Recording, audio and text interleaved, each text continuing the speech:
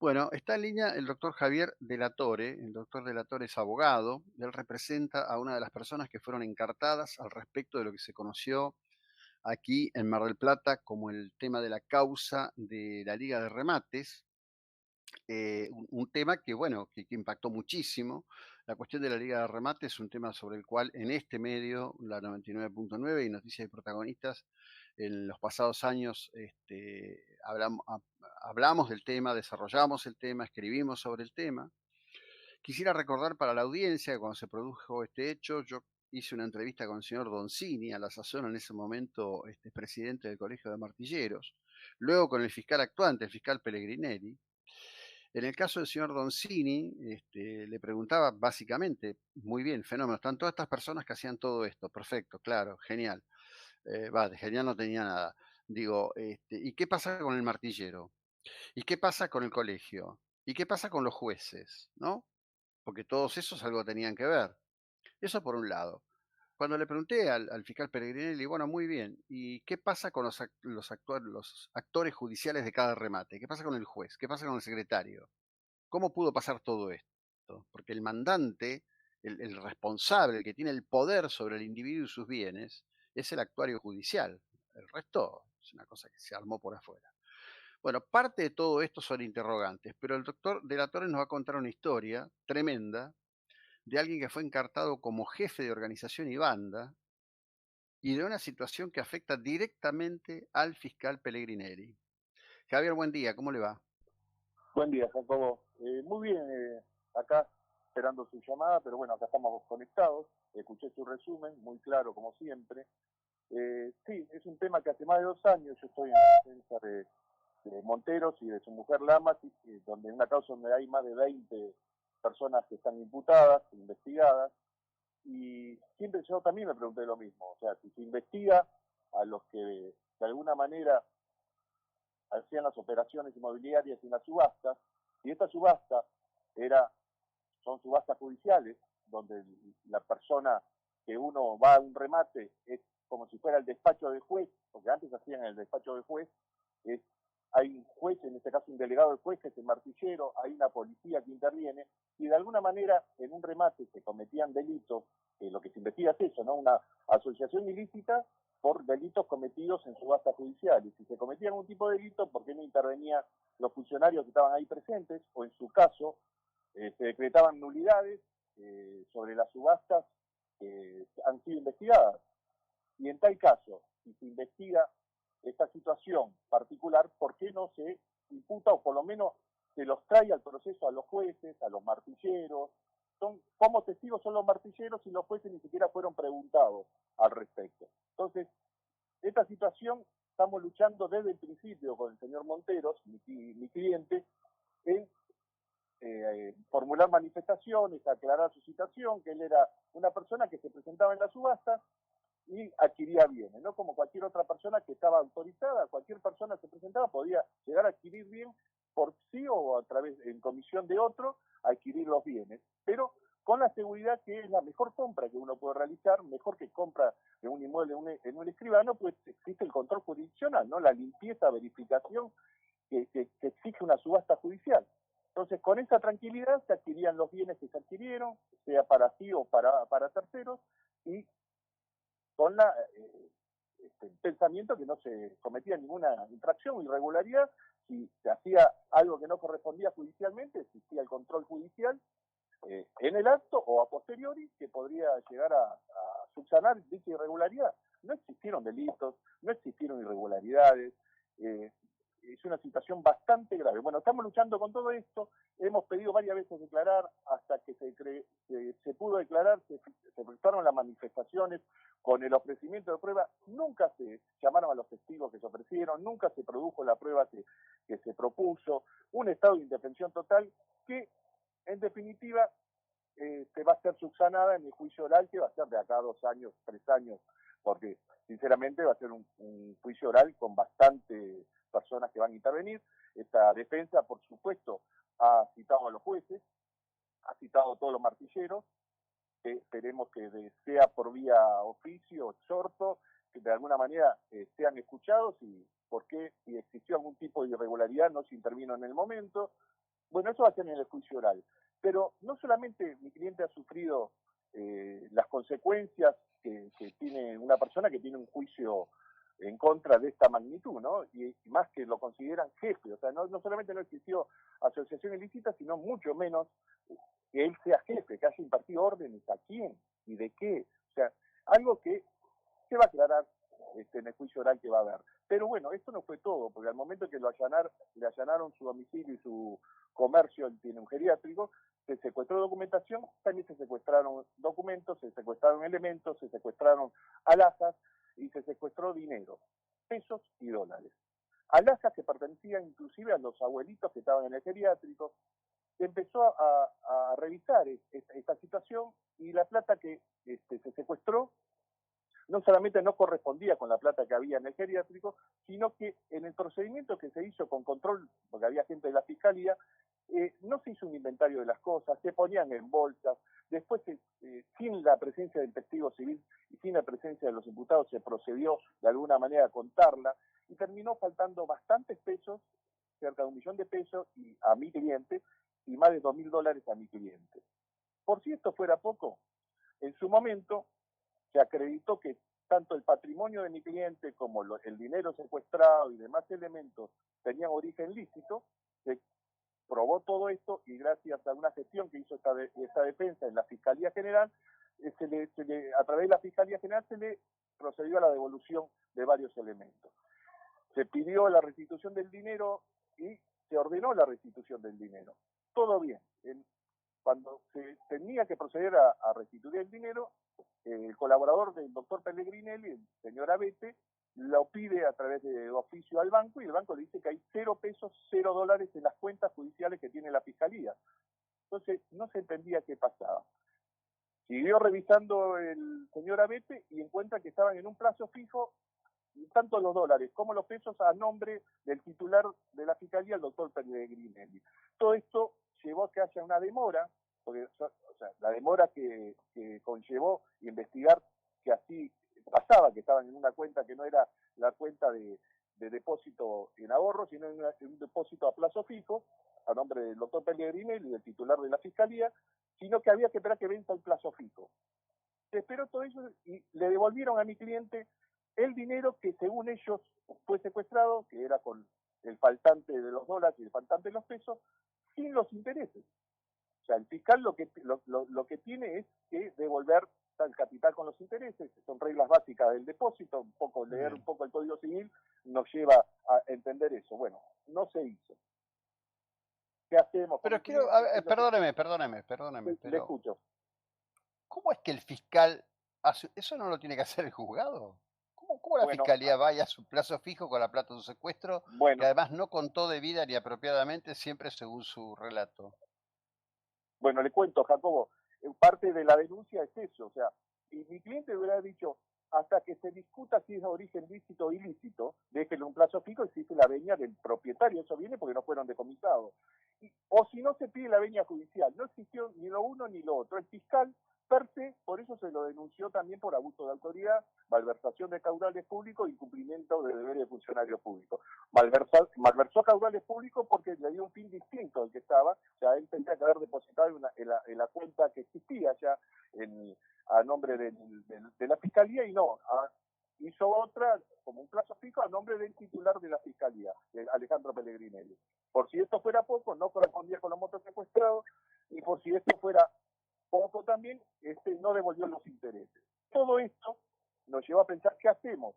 Bueno, empezamos a pasar para ver si hay un tipo de solución, no un tipo de solución, y antes que se establezcan plazos de prescripción, por los reclamos y demás, y por las denuncias, por los delitos que supuestamente tenían que ser investigados, se hace una denuncia pero interna, directamente al jefe de Pellegrinelli, que es el doctor Contegrán, el procurador de la provincia. Hay una oficina especial donde se recibe este tipo de denuncias, que se llama Oficina de Control Interno. Le mandamos un mail y fueron ellos directamente que decidieron mandar que se investigue por la gravedad de los hechos que uno estaba denunciando. Nos citan a mi cliente que ratifique la denuncia y me toman una testimonial a mí. Es otra sorpresa, ¿no? Porque yo pensaba que el fiscal, en este caso, como en el caso que se investigó a mi cliente, iba a investigar realmente qué es lo que pasó. yo me entrevisto con el fiscal Bruna, Carlos David Sí. Bruna, y el fiscal Bruna parecía un abogado defensor más que un fiscal. Y decía, ¿y por qué no pidió los intereses usted? Pero esto está igual, era para proteger los bienes de su cliente, lo puso en un plazo fijo. Y esto pasa así, no hay abuso de autoridad. Digo, pero escúcheme, doctor Bruna, ¿usted es el defensor o es el fiscal? Investigue si por qué fue que tiene la veña judicial o no, si existe algún consentimiento de mi cliente para que haga eso, por qué lo hizo. Es más, ¿por qué no investiga qué pasó en el allanamiento? Cita a los testigos del allanamiento, cite a la mujer de mi cliente que estaba presente cuando se hizo el allanamiento, que puede corroborar todo esto. Además, ya lo manifestó en la audiencia del 317, donde manifestó que pasó todo esto y nadie investigó.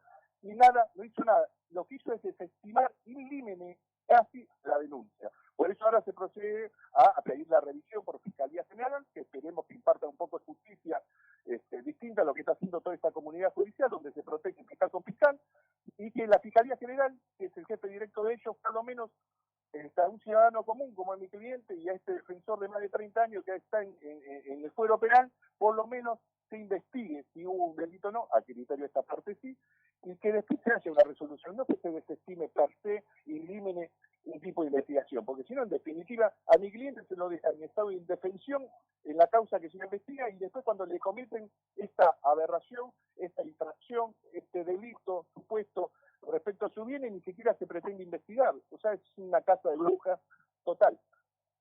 Así que bueno, Ahora, a lo que voy es a lo que voy es a esto. Esa investigación la hace el CATI. Vamos a un poco para beneficio del oyente. Esto empieza así: hay una apelación a cámara. En esa apelación a cámara interviene el doctor Ricardo Monterisi. El doctor Monterisi ve los videos que tienen que ver con esa situación, que era justamente propias de un remate. En ese video Monterisi advierte situaciones que no serían propias, es decir, no sé, personas que se cruzan, detalles, algo que parecían apretes, demás. Lo gira y pide que se investigue si existen irregularidades. Después de un largo tiempo, desde el CATI, básicamente en la persona de quien está allí como fiscal, el doctor Petillani, se arma un cuerpo, que se entiende es un cuerpo de prueba, y esto después lo procura Pellegrinelli. Ahora, en un momento determinado, no tuvo un impacto mediático muy fuerte, se habló de que la Cámara Penal entendía que correspondía desestimar todo por la inexistencia de delito. ¿Esto ocurrió efectivamente? lo que ocurrió es que mandaron al fuero federal, hubo un tema de ver si era el fuero federal o no, por los funcionarios que se investigaban, por el tipo de delito, por supuesto lavado de activos o no, y el mismo juez Chauchi dijo que él no era competente. Ahí se mandó de nuevo acá en provincia, y esta defensa lo que recién empieza a tomar intervención después que le decretaron la prisión preventiva acá, en el fuero el doctor de Randonea, y estaba en grado de apelación a la Cámara. Y a partir de ahí yo le puedo comunicar y estar al tanto de todo. Lo que pasa es lo siguiente: esto es algo que en definitiva se ha decidido ya desde que arrancó, porque se le ha prohibido, impedido a esta defensa, como a todos los defensores, ¿no? Somos un montón de defensores, ejercer el derecho de defensa, aportar pruebas, pedir que se realmente investigue si se quiere investigar, o por lo menos se lo sobresea, porque no hay ningún tipo de delito, no existe el delito, no está la asociación ilícita, mucho menos una jefatura de esa asociación ilícita. Entonces el tema ha tenido fallo de primera instancia, ha tenido fallo de Cámara, esto va a terminar en el juicio oral. Todo esto se va a terminar discutiendo en el juicio oral. Lo que no va a permitir esta defensa es que, bueno, esto se patea para adelante, todo bien, dentro de 2 o 3 años, esta defensa ha propuesto más de 150 testigos, otros defensores han propuesto que se traigan todos los 150 expedientes, 200 expedientes donde están las supuestas subastas, y todo esto va a llevar muchos meses, muchos años, yo calculo más de un año de juicio oral, porque se tiene que investigar a fondo. Lo que le preocupa a esta defensa es que no solamente ese avasallamiento de derechos pasó en esta causa principal, que no tendría que haber existido, sino que en definitiva se le dejó sin patrimonio, sin efectivo a mi cliente, se le hurtó dentro de su comercio, se le hurtó dinero, sea la policía o sea quien sea. Va a ser investigada también la policía, que estuvo presente en ese allanamiento, y encima terminan malversando los caudales públicos. Es algo muy delicado, porque están haciendo, parece que no existiera el cliente, o sea, en este caso el ciudadano común que es sometido a un proceso, parece que no existiera ningún tipo el defensor es una piedra que esté ahí que no sirva para nada. O sea, es algo que sorprende y le tiene que sorprender a toda la ciudadanía marplatense, porque cómo se ha llevado a cabo esta causa. Pero todo esto se va a aclarar en el juicio oral. Yo no quiero que nadie llegue, o sea, que nadie tiene que llegar a un acuerdo, porque ya van a empezar a venir con los acuerdos de juicio abreviado, van a proponer que no llegara a juicio. Esta defensa con estos clientes va a llegar a juicio oral porque quiere que se aclare esta situación y que quien tenga que caer, que caiga. Si hay funcionarios que están involucrados, que directamente sean procesados. Si esto fue mal hecho por la Fiscalía, que tenga algún tipo de consecuencia. Todo esto lo vamos a seguir hasta las últimas consecuencias, que no le quepa la menor duda. O sea, me parece, yo tengo más de 30 años de abogado, me parece una aberración lo que está pasando este cliente. O sea, Monteros, como el resto de imputados, es una aberración. No existe ninguna parte, o sea, el tema de subasta sigue en todos lados. Es un tema que quizás haya que cambiar la legislación, hacerlo de otra manera, pero mientras estuvo así, Sí,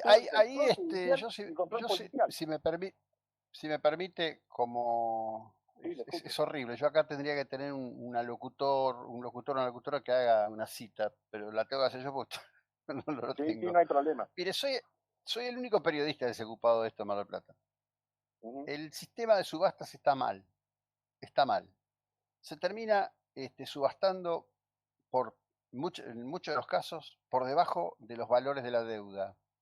Por lo tanto, la subasta ni siquiera paga la deuda y además de que no paga la deuda, lo deja al subastado sin recursos y lo deja en estado lo mantiene en estado de deudor.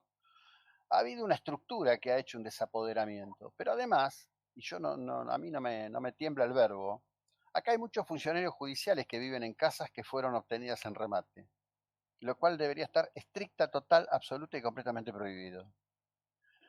Si ustedes van a fondo y siguen tirando del hilo, esto se va a llenar de muñecos caídos, porque, insisto en esto, está en el archivo y es público. Se lo planteé a quien era presidente del colegio de Martillero y se lo planteé al propio fiscal Pellegrini, y la respuesta de Pellegrini cuando le pregunté por los funcionarios judiciales me dijo, no, mira, yo hasta ahí no voy a ir.